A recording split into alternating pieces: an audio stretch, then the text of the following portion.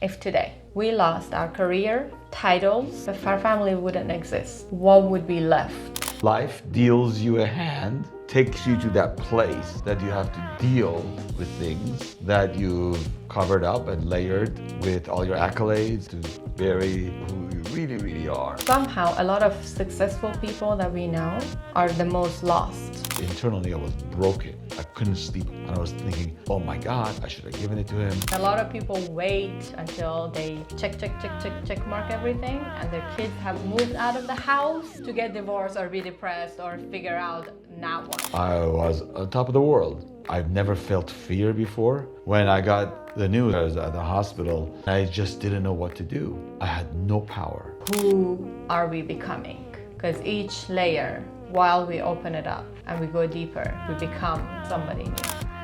Hi everyone, welcome to the Uncommons podcast, where we challenge the ordinary and explore what it really takes to build a meaningful life.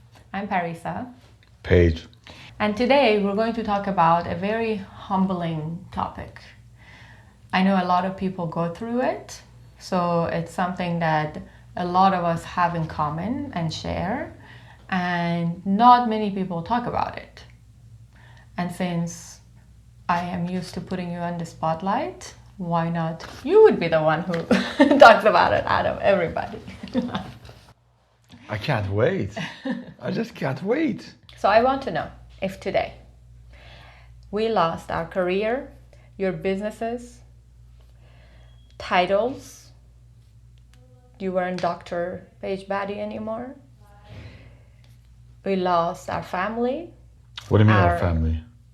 Didn't exist. If our family wouldn't exist, if it was gone, if our relationship was gone, if our kids were gone, what would be left underneath all those layers of different attachments? You're asking me? No, I'm not asking you. It's a rhetorical question. Because I think a lot of people don't think about that until something dramatic happens, you know? And a lot of people focus on building their life, which translates into success, into achievements, into money, into accolades, into titles, into social status. And then they become very good at it, but then something happens. And somehow a lot of successful people that we know are the most lost. Not because there's anything wrong with success, but because they're so focused on becoming this image of picture perfect thing that they have in their mind, that they want to get to that they forget to find out who they really are if that wasn't the case, if they weren't to become whatever has been passed on to them, that they should become this thing, or whatever they have chosen to become in the process of success. Like, what would be underneath all of that? And then life has this very phenomenal way of putting you on a path that takes you back to who you are ultimately, but the process feels like suffering a lot of times. It feels like you have all the success in the world, you're making all the money, you're climbing up the ladder, you're the top doctor in the country, you've been offered the most amount of money any doctor has been offered, you're the best CEO, you're a hedge fund manager, you're doing all these like amazing stuff. And then your mom is diagnosed with stage 4 cancer.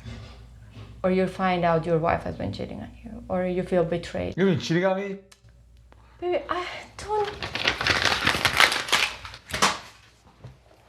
You ruined it. I was going somewhere with that. You were saying that life deals you a hand, takes you to that place that you have to deal with things that you've covered up and layered with all your accolades and all these additional faces of, money and, power and education. One more layer to bury who you really are, deeper and deeper and deeper and deeper. And then something comes in and just cuts through all that. Yeah. And just boom. And it feels like catastrophic. Like it feels like life is giving you suffering and it's doing this thing to you. But usually what it does is that either it's taking away like whatever you are identifying with most, or even better, is like showing you something painful that you realize, oh, all this matter a lot more than what I thought matters. And either way, it feels like suffering, but underneath all that, it's kind of like an invitation. Yeah. To step into going inwards once you let go of everything that you've been identified with. I agree. I know I have been through a series of events that felt like the boom that we just talked about. And I know you've been through many of them. We've talked about some of them here, like the accident we had with our son. But what was the most significant one for you lately? I mean, not like 2 months ago, in the past like 5 years. I have a really good example of the lately, very, very lately, a situation that brought me to the core of one of my weaknesses and had a lot to do with my identification with my ego. So what happened was that I've had this ongoing problem, which I think is one of the lessons in my life, that I've always given so much and I've been so generous, excessively generous. And at one point when I feel like it's being taken advantage of, I stop and there's no middle ground and I don't know the middle ground. And I've learned that. It's cost me a lot of time, energy, money, lawsuit, litigation, and so forth, because as I've learned more and more and more, is when you give and you give regularly, it becomes an expectation. Becomes a baseline. Yeah, that's the norm. And when you don't anymore, is no longer this kind guy giving. It's like, where's my money? You took it away. And then emotions come up and people think they're cheated from what they had. So something like that happened, and I'm aware of this. And there is a dichotomy of being a giving, generous person and being in balance of making sure that you have integrity in what you do. So I dealt with that, and I had an employee that was a higher level employee that wasn't doing what they were supposed to be doing. And I told them months ago that I need you to step up and do certain things. If you can't, I can't have you here. And this is months and months, and give him extensions to perform. And he didn't. And I told him, look, if I ever let you go, I'm going to give you enough time to prepare and so forth. And the time came, and I said, look, it's time for you to go. I'll give you a month. You don't have to do all your upper level work. Just kind of be present and do whatever it is for the next month. And that sort of thing. Then he was extremely upset. He asked for more time, and I gave him more time. Okay, no problem. I'll give you 6 weeks, and you could go to your interviews, do whatever you want. Just be here. You don't have to do any upper level stuff. But I needed him because I wanted to make sure that I'm living with integrity. I'm not handing shit out for people when it's not deserved. And the time came. July 1st was the deadline, and he asked me for severance pay, and I told him no, which was extremely hard for me to do. It was like it was somebody stabbing me with a knife in my belly. It's just like not my nature. I always want to help out. I've always helped out everybody in my life. I've always, gone above and beyond, and so much so that it's become my problem, like I said earlier. And then he became almost combative with the fact that I wouldn't give him that. And he left arguing and yelling and screaming and cussing and stuff like that. And I'm like, this is the right thing to do. I gave him all the time. I did exactly what I did. I was very honorable. I lived within my honor and integrity. But yet, my natural system was completely out of whack because internally I was broken. I couldn't sleep all night. And I was thinking, oh my God, I should have given it to him. Even though at this point right now, our company needs the finances and that. I'm like, how can I give this guy money? I got to take care of him. He's got kids. Oh my God. His responsibility became my responsibility, which I've done this over and over again. I've realized, I already know that this handicaps people. Like you give them stuff, they're not going to learn how to make their own money. If you do stuff with them, they're not going to be able to learn how to do things themselves. But what it really came down to, and the ego part of it is, I'm a giving guy by nature and I love giving. But then I realized that as I was working with my coach, is that a lot of the reasons that I gave was my ego. That I wanted to be godlike. I wanted to be the guy that's the savior. I wanted to be that guy. I wanted people to like me. The identity of my identity is a generous guy. A generous guy, right? So, and there is a divide of giving just to give and giving for a reason, for was having something back.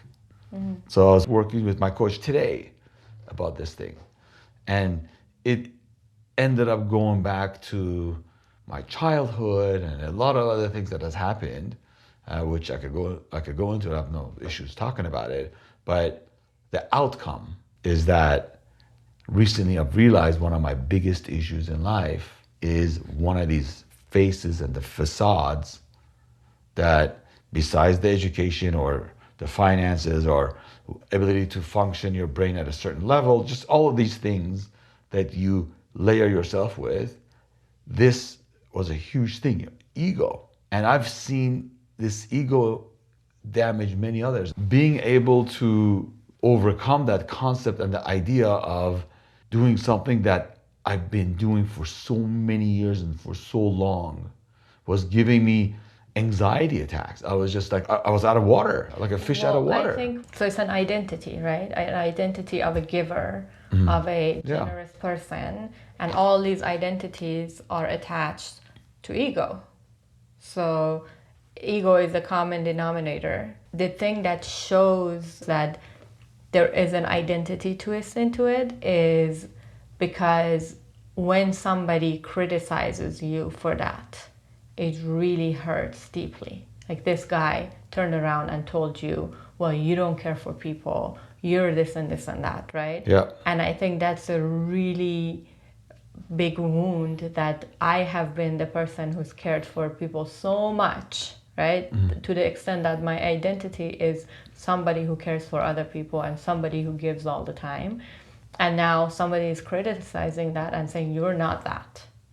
Then it comes to an anxiety attack, you know? Yeah. And I think all these identities, so identity of a giver or a generous person is one thing. I was more talking about like an external things. I think there are layers. Like we talked about the onion layer that's in like a Sufism concept, that you peel all these layers to at the end kind of kill the ego. That's the goal of the whole thing is about like killing the ego. So you get to the essence of who you are without any of these attachments. And there's an external layer, which is your accolades, like your career, what you call yourself. You're a doctor, you're an engineer, you're a lawyer, you're this, you're that. So all these, then you peel all those one by one. Then you get to the internal layer that is kind of the middle layer, which is more of a in relation to other people. Like I'm a mom. I'm not just a mom to 1, to 2, to 3. Then each one of them, with each kid, there is a different identity shift that becomes different parts of me that come out. So then all those layers come with it. And then a lot of people in that layer get stuck because identity of them is getting transferred into who they want their kids to be.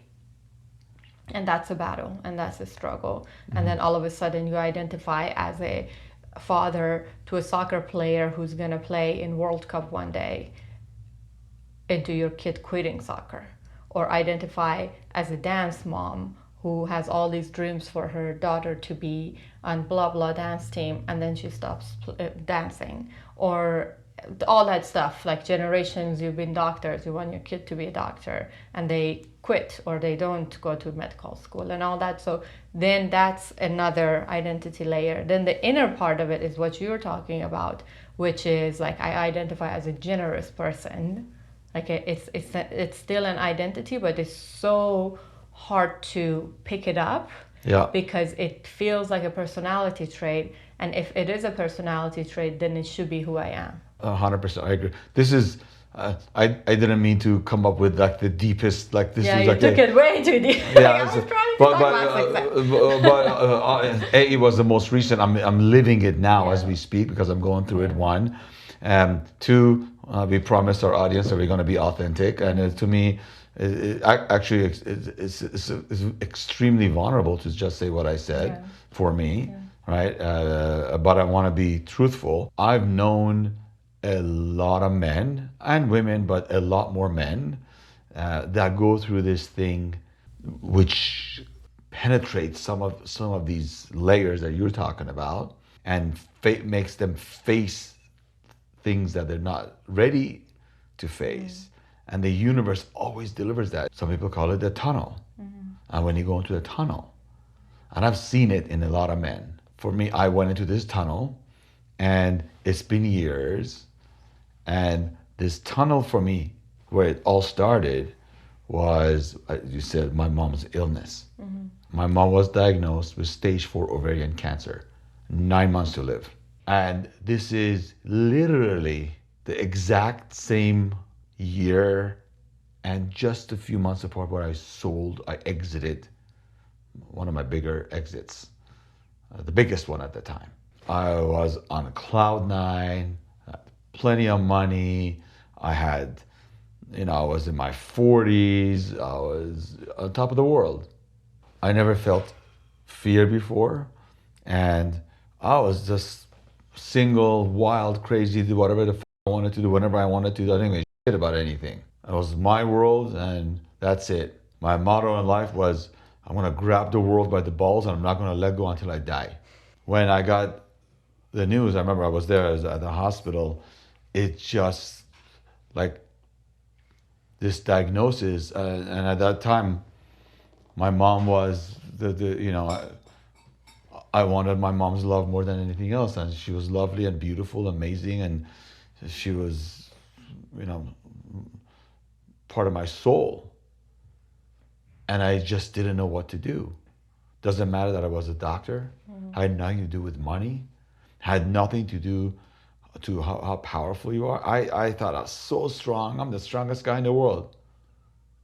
And when I was told that, I had no power. There's nothing I could. And I did a lot. I mean, I did everything in my power to keep her. We kept her alive for 7.5 years. It wasn't me. It was her will. She was amazing. I learned so much about life, world, me during that time. I learned strength from that situation, but I had never felt so weak, and I had never felt fear. And all that just pierces right through all these layers of whatever layers that you're talking about that we build around ourselves, and just gets to a point that all the things that you thought matter most, they don't matter matter most. anymore. They don't matter anymore. The reality, your reality shifts like that. Now, that happened to be mine, and then when that happened, then in the process, I kind of left the company we talked about, and then I was traveling. My mom was in remission. I was traveling, and I came back, and there's this second blow was this other company that I got involved, startup, just a crazy startup. I had to face a lot of other issues, and this tunnel continued. It wasn't like, okay, my mom is sick, we take care of it. She passed away, we're good. Well, I don't think it's like what you're talking about, or what we're talking about in this whole topic of conversation, I don't think it's a one and done situation ever. I truly believe it's like layers of onion, and you do go one layer at a time, and it's not something that one time happens and then you're fine, you found yourself, yay. Like, there's just so many layers into us that each one of these events creates an identity crisis, and it creates an opportunity to become who we, like, become one layer closer to our true essence, right? So your mom's event is one thing, the startup and all the 10 years of stress and lawsuits and all that and ego fight is another thing. Then it's just like layer by layer is, Yeah. and what you're saying about like the generosity and that mask is like, is a very deep layer that a lot of people I don't think would even get there. But if they were aware enough and if they would dig enough, we all have the external masks that we put on one on top of another, and then we have the social masks, and then underneath we have the personal masks that we put on. And then getting all those decluttered is just a lifelong journey. Yeah, it goes on. Once you experience something you've never experienced before, right, and you're able to deal with it, and you realize I can, and I did. Second issue that comes up that is similar or within those boundaries, like, you'll be able to deal with it more. I was giving a speech today actually about frustration. There's been a lot of stuff going on with one of our companies, and there's a lot of change, and people are getting frustrated. They're banging their heads around. And the discussion was that whenever you're in that position, whenever you're frustrated, you're crying, you don't know what to do, you feel exhausted, you're falling asleep, you're really getting to a level of like not knowing what to do, and confusion comes out, is when you really are growing. And that is because you don't know what to do. You'll find a path, you'll find a way, and that is the growth. And you rise above. And you go above that, right? And then we had this discussion today, actually. So, my mom passed away. She was the love of my life. But when my boy got hit and almost died, and he had this thing, his face is cut up and all that kind of stuff, was, to be honest, when you think about it and look at it, it's way worse than my mom. It was my mom. Eventually she's going to die. She's older, whatever it is. And this is my little boy, my 8-year-old boy that's become disfigured. But the way I dealt with it would not have been the same if I hadn't dealt with my mom's death. Yeah. Right? And hadn't felt that deep, pain. And it was extremely painful, but it was all managed kind of differently. When we have all these facades, we get the money, we get the education, we get the job promotion, we get the title, we get the woman, we get the car, I don't know, whatever all these things are, right? And then what? And then what matters most is like your family. And you start like And building relationships and family and like the kids, social status and all that. And then what? What? You brought up a lot of wealthy people that are not happy. And some of these guys. I know a lot of these extremely wealthy people that have been lost in this reality that they made for themselves. And I've met a few people that now they're in the searching path, that realize that they got the money, like I'm talking about billions, right? And what really is at the end of it. And what I found is at the end of the tunnel is giving and contribution and making a difference.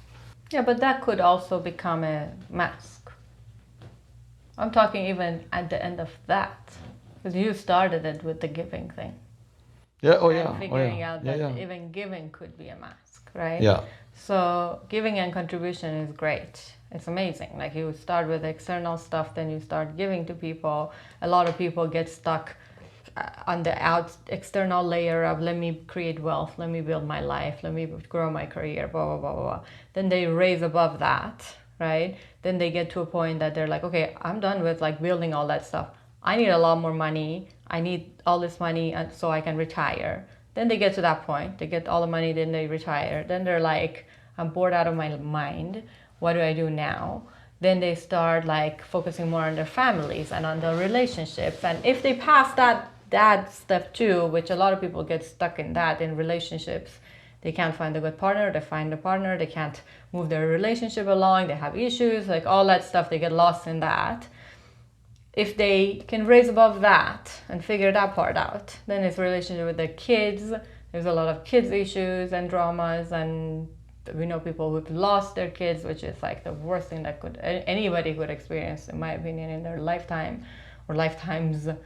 And then you're like, okay, let me give, let me contribute, let me like give back to the society, let me educate people, let me influence people, let me give out my money, do all that stuff.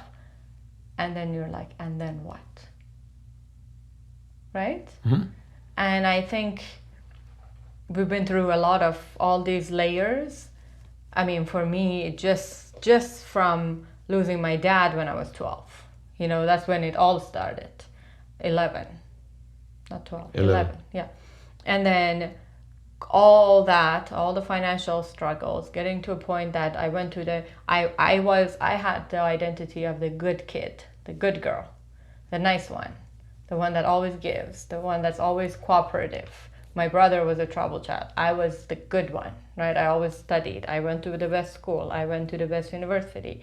I moved to the US for my master's degree. So I was a good kid. And after I got divorced or after I got married the first time, it all started going downhill because I was like, I was the good kid and I didn't want to be good anymore. Like being good was really killing me inside. And I'm like, I'm going to be the worst that I've been. Something came out of me that I'm like, I don't want to be good anymore, right? And sometimes life gives you a slap in the face. For me, it was like I pretty much slapped myself in the face. And I'm like, I'm done. Like, I can't do this. So I just like put myself in a situation that I then had to deal with it, right? And I had to walk away and I had to basically go through all the emotional turmoil to get to a point that I look back and be like, who was that person? Like, that wasn't me. I remember when I moved to the US, I came here with, it's a whole other story for another time, but I got to the US with a backpack and $200 and knew nobody here and started going to school, but my confidence was so low. Like I was learning English. My English was okay, but it wasn't conversational, right? I could have a very limited conversation with one person, but if it was a group of people, I was lost. And then I lost all my confidence to say anything because some people laughed at me somewhere. And I was in Texas, so it was not a very cooperative situation with immigrants. And it turned to a point that I would sit in groups of people, and if they were English speaking, I would not say a word for like the entire 2 hours because I just couldn't raise above the fear of saying something, which is ironic that we're doing a podcast now. But it was just like all these layers of fear after fear after fear, and get to a point that my dream growing up was that I wanted to work for Boeing and I wanted to like make airplane stuff and I wanted to work on aircraft. And I remember like walking down the production floor in Boeing and seeing that the floor is coming together so the airplane can be molded together. Like it was just mind-blowing for me. And that was the day that I came home and I was like, okay, check, check, check. Now what?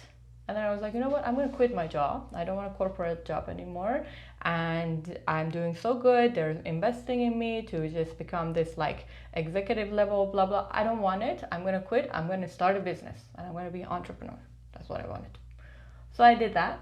And then like one failed. I started another one. And then I was helping you with like developing a marketing company, all that. Then I had a kid, another kid. Then I'm like, I can't work anymore.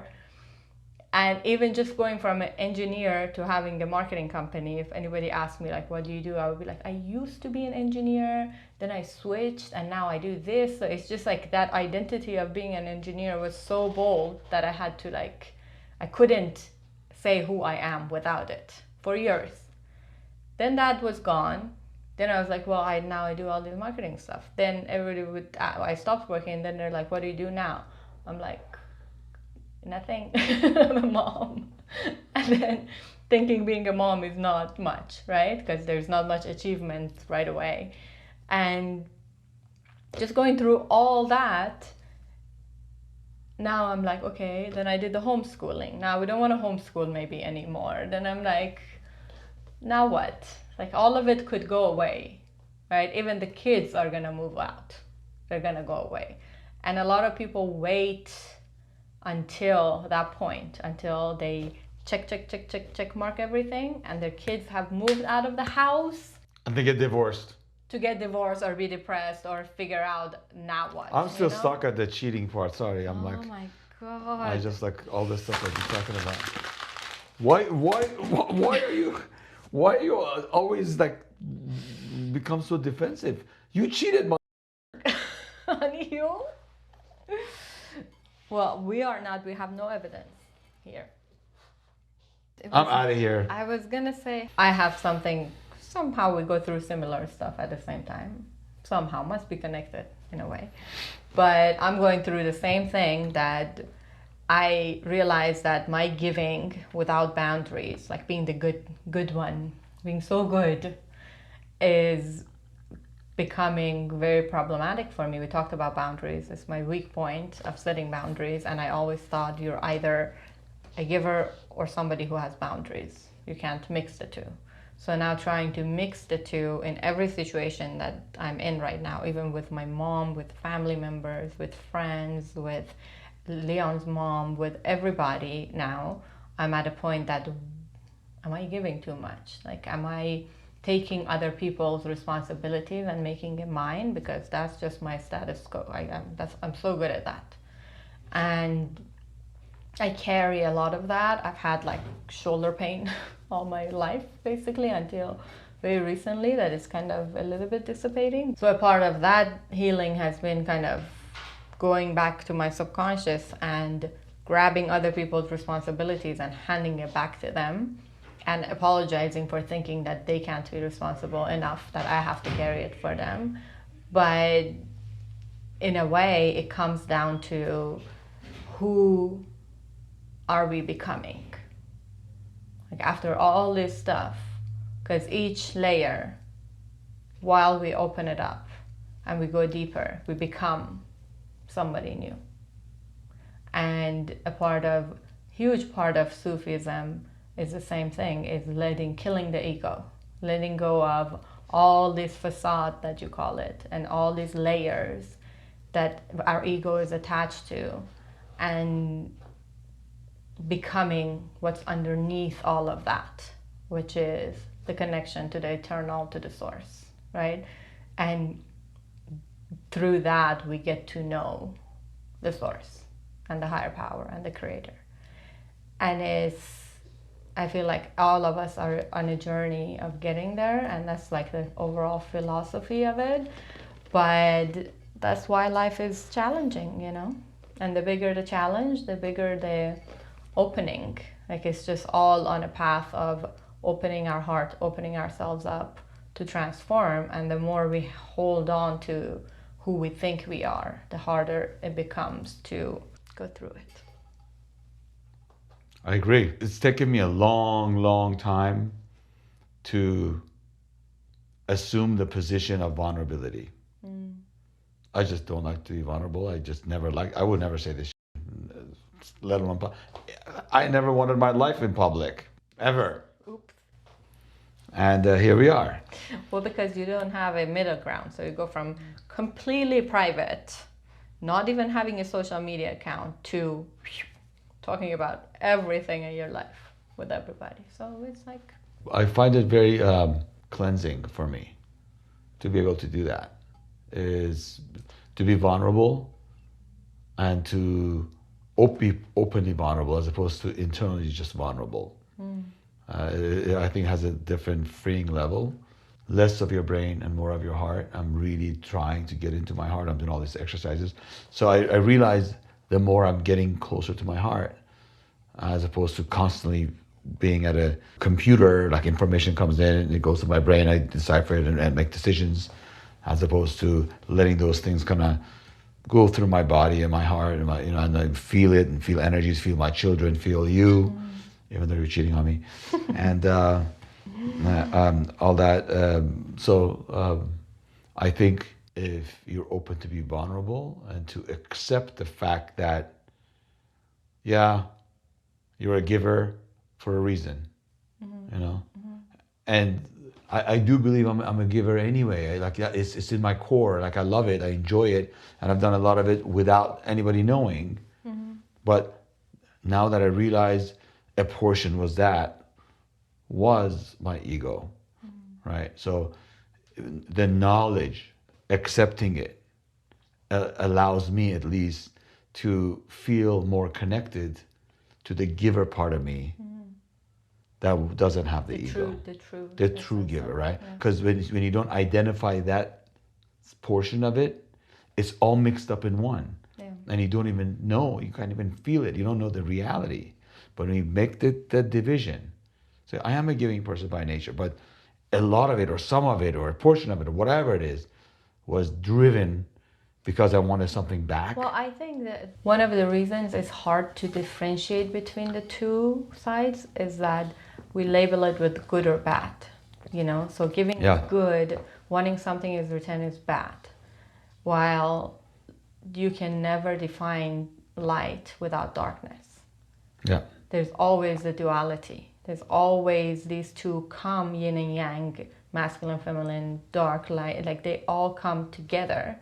And thinking that I just want the light, I don't want the dark portion of it. It just doesn't work that way. They're defined by each other, right? So it's a duality and it's a unity all at once. And yeah, there is a portion of giving that can be selfish as long as that portion doesn't drive the actions. Yeah. My hope is for anybody who is at a point that has had enough of life to feel satisfied in a way, or check mark some line items to feel accomplished, and maybe is on the verge of looking into something else to soothe themselves, because usually if you resist the urge to look within and get stuck in the head, then there is something needed to come and help you. It's food, it's alcohol, it's drugs, it's sex. It's like something soothing to come and get you away from this urge to look in your heart and still be stuck up here. And my hope is if anybody's listening or watching that has that urge, to be able to let go of the fear of what it really takes to look inside, because there's nothing more beautiful than that. It comes with challenges, it comes with difficulties, it comes with a lot of growth, but a life without growth is never worth living anyways. So if you have any pressing question or feeling that what else? And where else should I go from here? What else is out there? There's always a feeling of flow that might be very counterintuitive, like you leaving your corporate job, or me leaving my corporate job, and you completely saying goodbye to being the top doctor that you were, and moving to India. And then once you cross that bridge, which is very difficult, then that's what gets you. Can you say it again? Because you said it when you were coming back from India. That like feeling of pure power. There was a moment in my life that I was the most powerful that I've ever been. And even to this day, when I meditate or I want to find my power, I want to be connected and balanced, I always go there. A lot of people have that. Maybe they don't think they have that, but a lot of people do. Before I left, I just got rid of everything and had a backpack and moved out and did all this journey in India, which was from monasteries. But all that is very freeing, It is. But as freeing as it was, at the end of the day, I knew I had money in the bank. There's a little a net or a backup plan. Just in case this me letting everything go and going down deep inside didn't work. I had a backup plan. But it did work. And one of the greatest things that I gained from that in the middle of this entire thing was that when I did come back, I had my real wife, my car, beautiful car. I love this car, and at one point I was like, I just felt guilty of having this, car, and then it becomes one of my possessions. And one of the greatest things that I got from that journey was that there was this thing that if you really want to be connected and deep and spiritual and all that, you don't need any of this possessions, whatever it might be. And the greatest lesson for me when I came back was that I can absolutely have all these possessions, but they don't identify me. And if I don't have them, I am not going to be a different person than if I have them. They're there, they're beautiful, I'll enjoy them. And if they're not there, they're not there. It's not going to make me weaker or stronger. It's not going to make me more powerful. It's not going to do anything. Do you still believe that? I do. You do? Yeah, I do. It's a little different because I feel like now that I have a family, I have a lot more responsibility. Because I feel the stress. Yeah. That you know. I do. I have to provide. I do feel like I have to provide. But I know down deep inside that if all of it goes away, my relationship with you, my cheating wife, and my beautiful children is really the focal point of the value of my life. And I know that we'll figure something out. But still, I want to provide great things. I know people that they don't have that. I don't know if they could continue living. And that is another great lesson that I've learned after I had children, family, and so forth. That, again, all that's my most precious, my most valuable, my most deepest, warm asset that I have is you and my children. It's the greatest thing.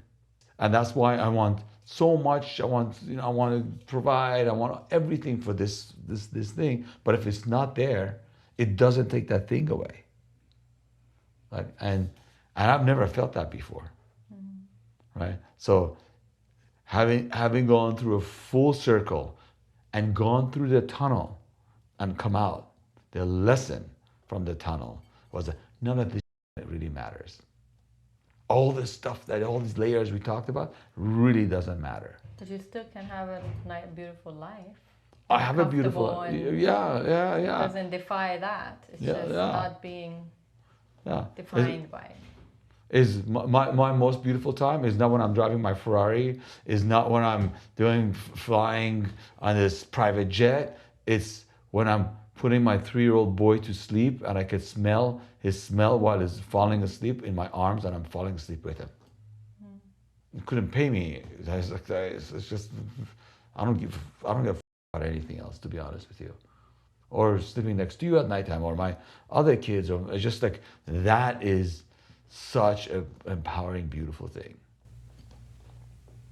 So the question is, which we might come back to it soon, who are we becoming? Who are you becoming? Lots of love. Ciao.